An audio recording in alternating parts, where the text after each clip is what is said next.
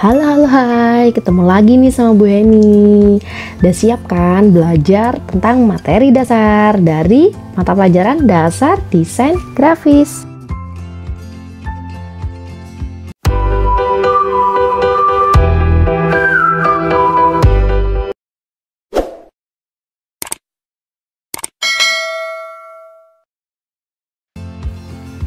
Kamu seorang penyuka fotografi? Atau kamu seorang desainer? Atau kamu lebih suka gambar bangunan? Atau kamu seorang komikus? Atau animator? Atau lebih suka hand drawing atau gambar langsung? Atau kamu seorang pengamat seni? Oke guys, jadi kalian semua yang merasa ada di posisi itu pernah nggak sih belajar tentang nirmana? Kalau belum pernah belajar tentang nirmana, kita next yuk, kita lihat apa sih itu nirmana.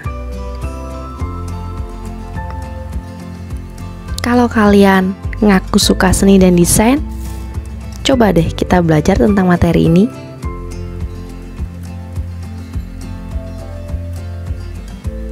Kenapa terus kita harus belajar nirmana? Coba diperhatikan gambar ini. Kita analogikan pohon itu merupakan seni dan desain. Lalu nirmana posisinya ada di mana sih? Oke guys, nirmana tuh posisinya ada di bagian akarnya atau di bagian bawahnya. Dia tuh ada di bagian paling dasar. Jadi kalau kamu mau belajar seni dan desain dari awal, kamu harus banget belajar apa sih yang namanya nirmana itu. Wah, bener ya.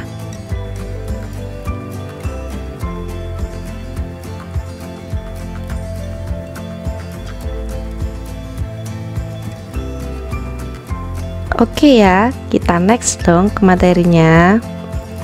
Nirmana. Nirmana itu apa sih? Jadi guys, nirmana itu berasal dari dua kata, yaitu nir yang artinya tanpa atau tidak, dan mana yang berarti bentuk, arti atau makna. Jadi nirmana adalah sesuatu yang awalnya tidak memiliki bentuk atau makna dan dapat diolah menjadi karya rupa melalui pengolahan unsur-unsur rupa berdasarkan asas atau prinsipnya. Penjelasannya sangat teoritis banget, tapi kita akan lihat penjelasannya secara detail ya.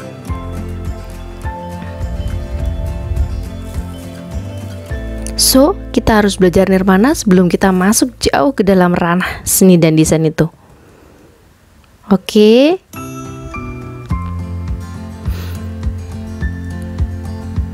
Udah siap ya? Yang pertama kita belajar dulu deh tentang jenis-jenis nirmana. Hanya ada dua jenis nirmana. Yang pertama adalah nirmana dwimatra dan yang kedua adalah nirmana trimatra. Dari katanya kita udah bisa bayangin dong, kata dwi yang artinya dua dan kata tri yang artinya tiga. Nah, kalau tentang dwimatra nih, dari katanya aja kita udah bisa simpulkan, berarti dia itu adalah benda dua dimensi. Artinya dia itu punya panjang dan lebar dalam suatu bidang datar. Dia tidak memiliki kedalaman atau ketebalan. Nah, dalam bidang tersebut akan terdapat ruang, volume, dimensi yang bersifat optis, khayali, dan ilusif. Kedalamannya itu tidak teraba namun terasa oleh mata. Cara pandang dua dimensi ini kita sebut dengan cara pandang satu arah, atau dari muka atau dari depan. Contohnya kayak gini nih, kita bisa mandang ini tuh kayak gambar kayak bergerak ya, seolah-olah bukan deh, ini kayaknya 3D deh. No, ini namanya adalah nirmana dwimatra. Kenapa sih kita bisa sebut kayak gitu? Karena kalau kita lihat deh, ini nih hanya dari garis, tapi dengan ilusi optik itu sendiri kita bisa bentuk seolah-olah dia ada benda kerucut di dalam tengahnya. Kita next ya ke nirmana trimatra. Oke, ini ada contohnya lagi nih sebelum kita belajar nirmana trimatra. Ini adalah salah satu contoh penggambaran nirmana itu sendiri. Jadi nirmana itu sebenarnya benar-benar dasar dari dasarnya seni desain. Makanya kita penting banget deh belajar apa itu nirmana. Next, nirmana trimatra. Nah, karya seni yang ada di sekeliling kita itu sifatnya kan 3 dimensi, tidak saja memiliki panjang, lebar, tapi dia juga punya ruang, massa, volume, raut, warna, dan bentuk. Cara pandang 3 dimensi ini dilakukan dari berbagai arah, yaitu arah utama, tegak, atas, bawah, lintang kiri, lintang kanan, sudut depan, dan belakang. Jadi intinya tuh kalau trimatra dia itu bisa dilihat dari segala arah, udah gitu aja konsepnya. Contohnya kayak gimana nih? Nah, seperti ini biasanya tuh kita kayak benda sederhana aja sih, kita bikin tulisan ya. Contohnya tulisan nih huruf A, terus kita warnain banyak, terus kita tata. Nah, cara menatanya sendiri tuh gak sembarangan gitu. Karena apa? Karena kalau kita belajar nirmana, kita tuh harus belajar beneran dasar. Kita melatih dasar, melatih olah hati kita untuk bisa menata sebagus mungkin dan secantik mungkin. Nah, ini lagi nih contoh nirmana. Tahu nggak sih nih bahannya apa? Biasanya yang kita pakai tuh juga boleh loh, kita pakai bahan bekas terus kita warnai untuk bikin karya-karya nirmana ini. Oke guys, kita harus belajar loh tentang prinsip nirmana karena ini penting banget buat kita belajar untuk bikin karya nirmana. Nah, prinsip nirmana tuh apa aja sih? Ada 8 ya. Yang pertama keseimbangan, kesatuan, keselarasan atau harmoni. Yang ketiga penekanan, empasis atau center of interest. Lalu irama atau ritme atau rhythm. Yang kelima proporsi. Yang keenam kontras. Ketujuh kesederhanaan atau simplicity. Kedelapan kejelasan atau clarity atau discoverability. Kita jelasin satu-satu ya. Yang pertama keseimbangan. Keseimbangan itu suatu kesan kestabilan dari objek berdasarkan tumpuan atau berat fisik maupun metafisik. Karya seni atau desain harus memiliki keseimbangan agar enak dilihat, tenang, tidak berat sebelah, tidak menggelisahkan, dan tidak gelimpang. Artinya seimbang ya, sama kiri dan kanan. Tapi pernah sih nggak sih bayangin kalau keseimbangan tuh jenisnya banyak banget, dan ini sudah saya ringkas beberapa jenis keseimbangan yang bisa kita gunakan dan kita lihat di kehidupan sehari-hari. Apa aja sih jenisnya? Yang pertama tuh keseimbangan simetris atau symmetrical balance. Itu artinya sama jaraknya, sama besarnya, sama bendanya. Yang kedua itu adalah keseimbangan tersembunyi atau asimetris atau asymmetrical balance. Artinya seperti apa sih yang tersembunyi itu? Jadi tuh kita kayak ngelihat benda itu seimbang tapi dari sisi mana, misalnya dari sisi agak nyamping atau atas atau agak kiri, tapi sebenarnya keseimbangannya itu tetap kelihatan atau tetap tersembunyi gitu. Itu disebut dengan keseimbangan tersembunyi atau asymmetrical balance. Selanjutnya ada beberapa keseimbangan lain nih. Yang ketiga adalah keseimbangan memancar atau radiant balance. Nah, ini tuh yang sering banget sekarang ya, lagi hits kalau kita bilang gitu. Kita sering lihat background yang kayak matahari atau bentuknya apapun yang dia tuh memancar, pusatnya di tengah. Nah, ternyata tuh ada teorinya, itu disebut dengan keseimbangan memancar atau radial balance. Lalu yang selanjutnya adalah keseimbangan derajat atau obvious balance. Apa sih sebenarnya obvious balance itu? Jadi dia tuh seimbang gitu, bentuknya tuh sama sejajar, tapi dia nggak sama persis. Jadi contohnya kayak gini, kita kalau ngelihat persegi sebelahnya ada segitiga, kayaknya sama gitu besarnya, tapi bentuknya nggak sama gitu. Jadi hanya jaraknya aja mungkin yang sama, atau mungkin besar bendanya, luasnya, atau warnanya juga bisa kayak gitu. Kita bisa sebut itu sebagai keseimbangan sederajat atau obvious balance. Nah, selanjutnya nih ada yang namanya kesatuan atau keselarasan atau harmoni. Apa sih kesatuan? Tuh salah satu prinsip yang penting banget agar sebuah karya tuh terlihat apik atau bagus. Nah, kesatuan atau keutuhan adalah kepaduan hubungan antara semua elemen yang disusun pada karya. Prinsip kesatuan sesungguhnya ialah saling hubungan antara satu unsur dengan unsur yang disusun, dan itu ada teorinya ya. Kesatuan itu dapat kita capai dari berbagai prinsip seni rupa yang lain seperti yang dipaparkan di bawah ini. Yang pertama, pendekatan kesamaan unsur. Kita resapi dulu ya. Pendekatan kesamaan unsur berarti unsurnya yang sama-sama itu didekatkan gitu. Yang kedua adalah pendekatan kemiripan unsur. Oh, berarti udah sama, berarti miripnya. Apanya yang mirip? Misalnya bentuknya, warnanya. Yang ketiga, pendekatan keselarasan unsur. Yang keempat, pendekatan keterikatan unsur. Biasa keterikatan tuh berarti ada hubungannya dengan jarak ya. Yang kelima, pendekatan keterkaitan unsur. Oh, berarti satu dan yang lain tuh saling terkait. Tuh, yang keenam, pendekatan kerapatan unsur. Nah, coba deh kita perhatikan kayak gini. Ini contohnya yang pertama ya. Kita kalau perhatiin ini ada gambar segitiga, tapi di dalamnya segitiga tuh kita bisa lihat ada bentuk-bentuk yang lain kan. Nah, kayak gini nih. Lalu yang selanjutnya nih, nah ini ada bentuk lingkaran, tapi dalam lingkaran tuh ada bentuk lagi segitiga, lagi ada segitiga kecil, segitiga besar. Nah, kalau misalnya segitiga itu kita satukan dengan bentuk yang lain dan dengan lingkaran, ternyata dia tuh tetap bisa menyatu ya. Ini nih yang kita sebut dengan kesatuan. Yang ketiga, penekanan atau emphasis atau center of interest. Ini yang penting banget sekarang. Kenapa sih orang tuh banyak yang bilang kita harus jadi yang sama aja, lempeng-lempeng aja. Oh no, jadi sekarang yang dibutuhin orang itu adalah pembeda atau emphasis. Kita harus jadi center of interest, pusat perhatian orang lain. Artinya adalah seperti itu emphasis. Oke, gimana sih penekanan itu, maksudnya gimana? Penekanan tuh area atau objek menarik perhatian yang lebih dominan banget dari unsur lain. Karya itu punya fokus utama, cenderungnya akan menarik perhatian pemirsa. Dengan paduan unsur lain seperti irama penekanan akan memancing si apresiator itu untuk merhatikan seluruh unsur karyanya. Jadi dia tuh kepancing lihat satu titik, lalu dia akan melihat seluruhnya gitu. Kayak kita misalnya ada di sebuah situasi ya, kita ada di sebuah situasi atau sebuah kelompok di mana kelompok itu orangnya lempeng-lempeng aja, diem-diem aja, terus kita tiba-tiba menjadi seseorang yang center of interest, atau kita jadi orang yang rame, kita jadi orang yang bisa ngomong di depan umum gitu. Akhirnya kita kan jadi pusat perhatian tuh. Karena cara kita ngomong kita jadi pusat perhatian, akhirnya semua yang ada di diri kita juga jadi pusat perhatian. Itu yang namanya penekanan emphasis atau center of interest. Kalau dalam seni desain contohnya gimana sih? Nah, ini dia nih. Ada barisan yang lempeng-lempeng aja nih. Terus habis itu ada satu titik yang beda banget. Nah, di sini kita jadi pembedanya ini, dan kita sebagai seorang yang ada di ranah desain harus berpikir beda. Kita nggak boleh bikin yang sama dengan yang udah dibuat orang lain. Yang keempat, irama, ritme atau ritme.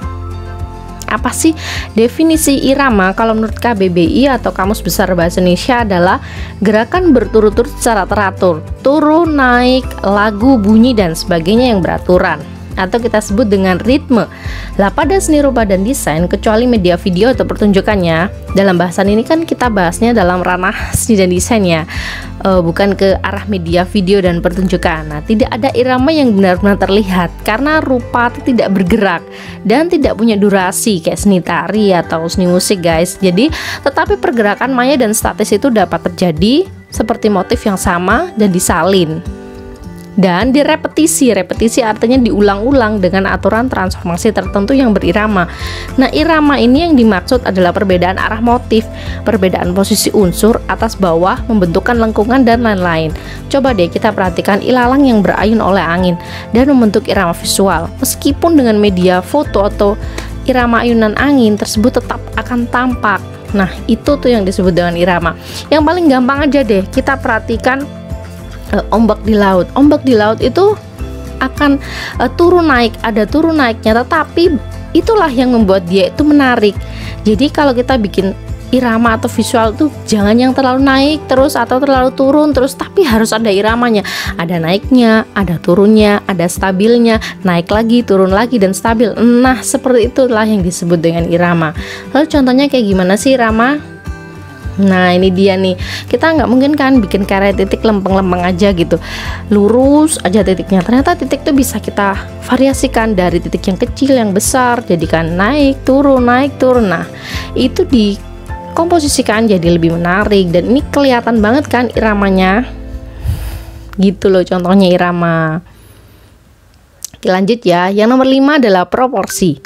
Proporsi adalah perbandingan antara porsi unsur satu dari sebuah objek. Salah satu contohnya sudah jelas, proporsi antara kepala dan tubuh balita itu berbeda dengan proporsi orang dewasa.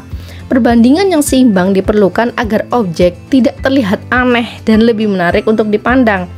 Terkadang kita tuh udah main proporsi yang tidak seimbang dan sengaja memberikan dampak yang positif dalam konteks tertentu.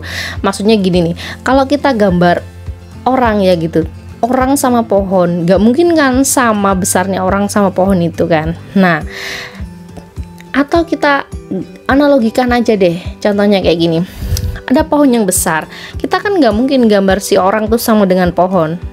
Dalam bahasan ini kita bukan lagi anak TK ya, anak TK yang gambar sesuka hati kita, enggak. Jadi kita gambar yang real. Coba deh kita perhatiin, orang tuh besarnya gak segaris, nih ada 3 titik ya, kita perhatikan dia tuh besarnya cuman 1 garis, sedangkan pohonnya itu bisa 3 kalinya. Nah, itulah kita yang harus kita perhatikan, proporsi. Jadi proporsi itu gak boleh lempeng-lempeng aja, proporsi tetap harus dimainkan dari yang kecil, yang besar, lalu yang asimetris. Nah, itulah yang kita harus tekankan di sini.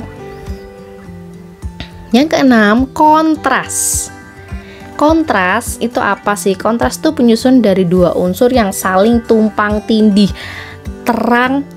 Warna terang dengan warna gelap atau tekstur lembut yang disandingkan dengan tekstur kasar, jadi yang bertolak belakang. Nah, ini yang sedang tren banget ya sekarang ya, bertolak belakang atau kontras. Nah, ketidakselarasan ini justru membangun harmoni tersendiri karena keduanya saling melengkapi satu sama lain.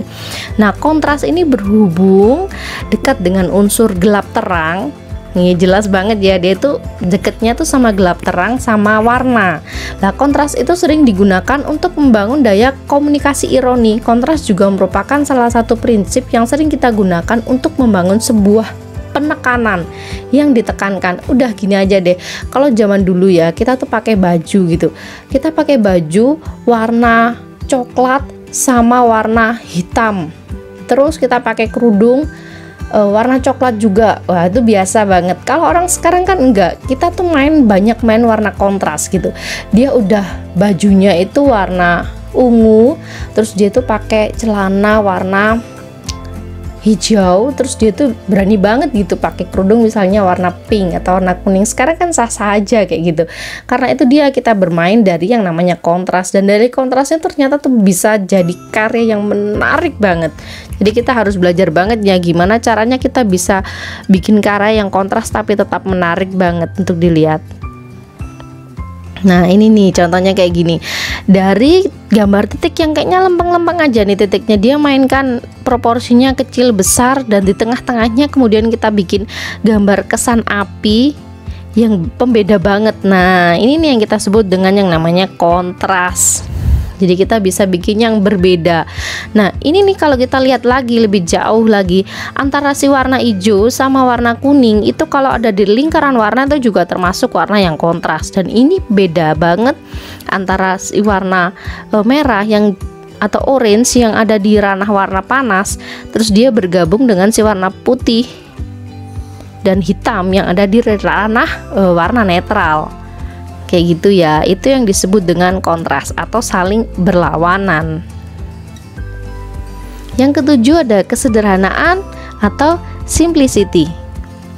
Nah, definisi sederhana adalah tidak lebih dan tidak kurang. Jika ditambah terasa menjadi ruwet, dan jika dikurangi terasa ada yang hilang. Nah, susah ya ini, kayaknya agak susah. Ini bisa dilatih kalau kita sering membuat karya.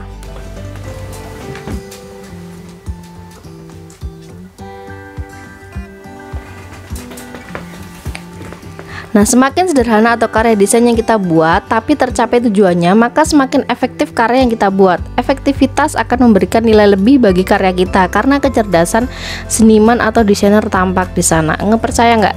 Sekarang tuh desainer tuh kadang simple banget gitu. Kita kalau ngeliat sesuatu, aduh kok cuman gitu aja ya, tapi itu terkenang di ingatan kita, nggak hilang-hilang di ingatan kita. Nah, itulah hebatnya sebuah kesederhanaan atau simplicity.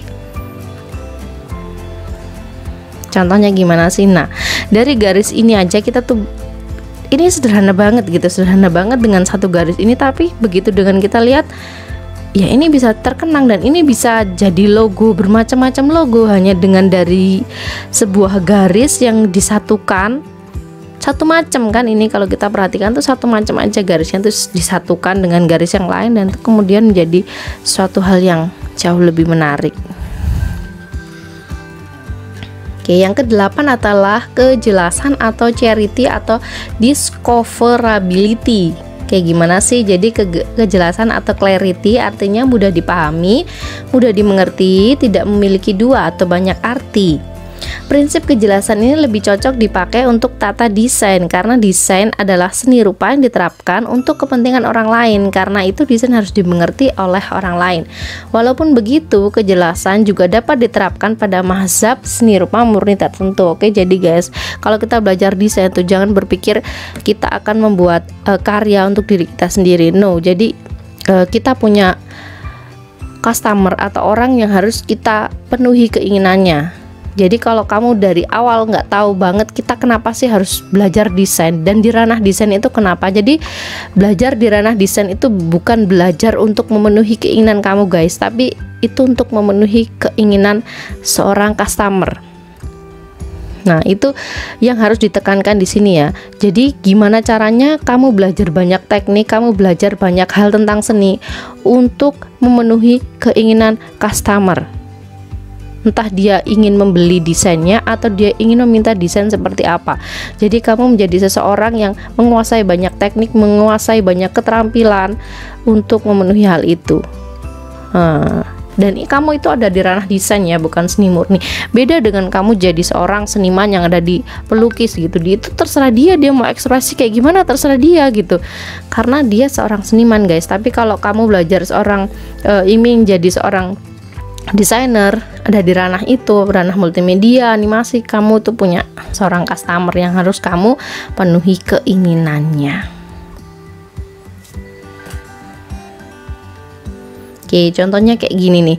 Ini push dan pull, artinya buka dan ditutup ya. Ini beda banget dan ini jelas banget ya bedanya. Makanya itu kita bisa lihat di sini contohnya kejelasan. Misalnya kita bikin logo push dan pull. Kalau pushnya sebelah kiri, kalau pullnya sebelah kanan. Analogi yang sangat sederhana ya, yang bisa kita pahami semua. Nah, lalu kesimpulannya gimana sih? Tidak ada prinsip seni yang absolut. Absolut itu artinya mutlak. Maksudnya gimana? Jadi prinsip seni itu nggak ada yang sifatnya mutlak dan harus kita ikuti bener-bener paten gitu untuk menciptakan karya seni yang baik. Jadi lambat laun itu akan keluar dari kotak itu. Dan untuk menghasilkan berbagai karya yang segar dan muktahir atau beda dari yang lainnya, tetapi ada baiknya kita berusaha dapat menguasainya sebelum melanggar agar dapat melaju melebihi pencapaian prinsip tertentu. Jadi materi yang dibuat itu materi yang nirmana itu dibuat materi yang sudah ada prinsipnya, tapi suatu saat kamu harus out the box. Jadi keluar dari prinsip itu untuk dapat atau melebihi pencapaian prinsip itu untuk bikin karya yang jauh lebih bagus lagi guys. Kayak gitu. Nah, oke, next.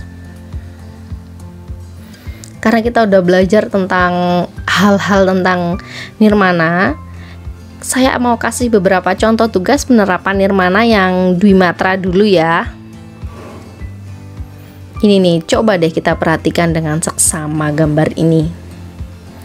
Saya kasih kamu waktu untuk perhatikan, tapi lama-lama pusing ya. Oke, nggak apa-apa. Kamu lihat dulu deh. Pertama kali kamu lihat gambar ini, apa yang kamu lihat? Saya kasih waktu 5 detik. 5, 4, 3, 2, 1. Oke, pasti titik tengahnya ya. Atau ada yang lebih merhatiin garis-garisnya? Kayaknya enggak deh. Kamu pasti merhatiin titik tengahnya kan? Oke, jadi akan boleh dibahas ya. Bener banget, ini yang kita perhatikan pertama adalah titik tengahnya. Itu bener-bener empasisnya kelihatan. Ini disebut dengan komposisi nirmana Dwimatra dengan menggunakan unsur garis, bidang, dan value atau gelap terang. Nah, saya bahas dulu ya. Unsur itu sama seperti unsur seni rupa lainnya. Kalau kamu pernah belajar di mata pelajaran seni budaya, misalnya unsur seni rupa sama unsur desain dalam nirmana itu sama aja. Dari titik, garis, bidang, bentuk, warna, tekstur, dan gelap terang. Nah, kalau di titik ini nih, kita yang kelihatan banget tuh adalah garis ya guys, nggak ada titiknya loh ya. Nah, kalau dari garis ini kita gabungin, dia akan jadi bidang. Nah, terus habis itu yang kita kelihatan banget bedanya di sini dari tengah itu adalah sisi antara sisi gelap dan sisi terangnya. Nah, terus yang digunakan di sini nih, karena ini cuma garis yang ditata dengan besar yang sama, dia itu menggunakan yang namanya keseimbangan. Lalu keseimbangannya itu kan dari besar kecilnya ya, antara sisi kotak ini diputar. Nah, diputar lagi, diperbesar, diperbesar, diputar, lalu ada kontrasnya yang kelihatan banget di sini. Terus ritmenya kelihatan tuh antara naik turunnya. Begitu dia diputar tuh ada garisnya yang di tengah ya. Nah, ada garis-garisnya yang di tengah nih. Kalau kamu perhatiin garis-garisnya ada yang di tengah ini. Nah, dia itu kan kayak naik turun. Nah, dan ini kelihatan banget penekanannya. Penekanan atau titik tengahnya ini loh. Nah, kalau gitu kamu ngeliat. Nah, kalau kita lihat atau kita bikin karya yang ada penekanannya, orang tuh pasti akan lihat penekanannya dulu, tengahnya dulu kan. Nah, begitu kita lihat tengahnya, setelah itu baru kita lihat sisi yang lainnya. Ini nih enaknya kalau kita bikin suatu karya yang ada empasisnya, pasti di tengahnya dulu yang diperhatiin, baru dia perhatiin unsur-unsur yang lainnya. Oke guys, itu karya yang pertama yang kita apresiasi. Kita lanjut ke karya selanjutnya ya. Oke, Bu ini kasih waktu 10 detik ya untuk merhatikan karya ini. Tolong dijawab, dibayangkan unsur apa sih yang ada di karya ini dan prinsip-prinsipnya apa aja.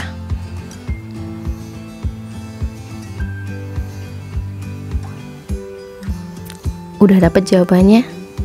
Kalau udah dapat, kita bahas dulu ya. Oke guys, jadi pertama kali kalau kalian lihat gambar ini, apa sih yang kalian perhatiin? Titik tengah lagi yang kayak gini ya. Nah, saya buka deh. Unsur yang digunakan di sini nih adalah garis, bidang, dan warna. Kalau ada yang bilang titik, oke deh, boleh dikasih disebut titik juga boleh deh. Tapi saya di sini nyebutnya ada garisnya di sini. Bener nggak ada garisnya? Ya di mana ya garisnya ya? Kelihatan ya, ini saya sebut bidang ya, bukan titik, karena menurut saya ini adalah bidang lingkaran, bukan titik lagi, karena kalau titik kecil banget. Kalau ini sudah ada isinya, kalau udah ada isinya gini kita sebutnya bidang. Dan garisnya ada di mana sih? Ini nih garisnya, dari sini ke sini nggak kelihatan tapi sejajar. Dan nah ini nih kelihatan kalau dia tuh udah ada garisnya, walaupun garisnya tuh nggak kelihatan, garis semu. Nah, lalu selanjutnya warna, pasti warnanya kelihatan banget ya di sini warnanya. Kalau yang tadi kan masih hitam putih, kalau yang ini udah ada warnanya. Nah, lalu asasnya yang digunakan di sini yang pasti ini adalah keseimbangan, seimbang ya, kelihatan banget kan seimbang. Lalu kontras, ya kontras, warnanya kontras kan kelihatannya dari warnanya. Kontras ya. Lalu empasis, pembedanya ada di tengah, kelihatan banget. Nah, lalu ritme kelihatannya, iramanya dia melingkar, di bawahnya juga melingkar sama iramanya kelihatan, dan semakin lama semakin besar. Dan penekanannya, oke guys, penekanannya kelihatan banget, dari garisnya semuanya juga kelihatan banget ya. Wah, gimana? Ada yang masih bingung? Butuh satu karya untuk diapresiasi lagi? Oke, kita lanjut satu karya lagi ya. Nah, coba diperhatikan. Ini dari cat air loh bikinnya. Dari cat poster juga bisa. Gimana? Unsurnya apa aja nih? Saya kasih waktu 5 detik lagi. 5, 4, 3, 2, 1. Unsur yang digunakan di sini adalah garis, bidang, dan warna. Masih sama ya. Lalu asas yang digunakan di sini adalah keseimbangan, jelas diseimbang dari segitiga satu dan segitiga lainnya. Ini juga segitiga sebenarnya, tapi segitiganya ketutupan gitu maksudnya. Lalu kontrasnya kelihatan banget loh, warna biru dan kuning, merah dan kuning, merah dan biru, kontrasnya kelihatan banget. Lalu ritmenya, pergerakannya juga kelihatan banget ya. Kalau udah ditata gini kan pergerakannya, ritmenya kelihatan. gitu. Kamu mau merhatiin dari mana, Bu? Saya harus merhatiin kayak gini dari mana? Kalau saya sih, analogi saya sih merhatiin dari sini ya. Nah, ini ada penekanannya di sini, dari sini. Kalau saya merhatiinnya dari sini, lalu saya turun ke sini. Kalau kamu merhatiinnya dari pinggir juga boleh, tapi kesannya karena dia di sini lebih rapat, saya lihatnya dari sini. Nah, begitu dari sini kita lihat yang ke sana. Itu ritmenya ada di situ, dan semakin kita ngikuti garis merah ini, nah kelihatan banget ritmenya. Birunya juga kelihatan ya, ritmenya kelihatan. Kalau kita bikin salah satu aja, segitiganya udah nggak jadi nih, iramanya udah nggak kelihatan, udah salah gitu. Gimana guys, udah jelas ya materinya? Oke, kalau udah jelas dengan materi ini, kita lanjut lagi. Jadi gimana nih, masih bingung dengan apa itu nirmana? Kayaknya belum afdol deh kalau kita tuh nggak tahu fungsinya apa sih sebenarnya kalau kita belajar nirmana itu. Oke, jadi fungsi kita untuk belajar nirmana itu sebenarnya buat apa sih?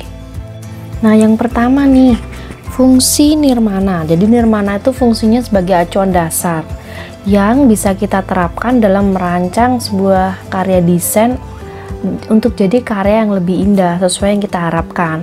Maka dari itu kita harus memahami unsur-unsur dan alasan untuk membuat sebuah komposisi itu agar tampak indah. Nah, terus yang jadi persoalannya nih, kalau asas dan prinsip seni desain itu sudah digunakan, namun prinsip tersebut tentunya harus diterapkan dengan elemen-elemen desain. Elemen desain itu apa aja sih? Dari garis, bentuk, bidang, warna, tekstur, gelap terang, ruang, dan sebagainya. Nah, sebenarnya yang paling penting, yang paling utama dari proses kreatif itu adalah insting. Selanjutnya resapan dan selera kita. Dan yang sangat kita tekankan di sini adalah kita harus belajar untuk menjadi pribadi yang lebih sensitif terhadap keterhubungan visual dan kreativitas kita itu menjadi seorang desainer atau seniman itu sendiri. Karena kita dalam ranah di sini ranahnya multimedia, berarti kita ranahnya kita sebagai seorang desainer. Nah, namun tidak semua orang itu punya pengalaman dan lingkungan yang menunjang untuk tahap perkembangan insting kreatif itu. Nah, maka dari itu namanya nirmana itu dikemas dalam praktek untuk melatih dan mengasah kreativitas seseorang. Nah, jika seseorang itu sudah memiliki insting dan daya kreatif yang cukup tinggi, tentu si objek itu akan memiliki semakin banyak ruang gerak dalam berkreasi, dan dia juga punya keinginan gitu untuk memahami berbagai unsur dan asas nirmana. Apalagi dengan tren perkembangan desain saat ini yang sangat berubah-ubah gitu. Maka dari itu kita harus banget belajar nirmana karena ini dasarnya, dan itu tidak butuh sebuah bakat tersendiri untuk bisa belajar nirmana gitu guys ya. Nah, terus untuk tugasnya gimana nih yang terakhir? Tadi kita sudah belajar untuk mengamati karya dan mengapresiasi karya. Jadi di sini saya minta kalian juga tetap harus mencari dua karya. Dua karya itu gimana? Yang pertama adalah karya Dwi Matra, yang kedua adalah karya Trimatra. Nah, karya ini kemudian akan kita apresiasi, kita akan cari seperti tadi. Kita apresiasi itu artinya kita nilai karyanya itu gimana, di dalamnya ada unsur apa, lalu prinsip yang digunakan apa, elemen-elemennya apa sebelum kita membuat karya atau sebelum kita berkarya.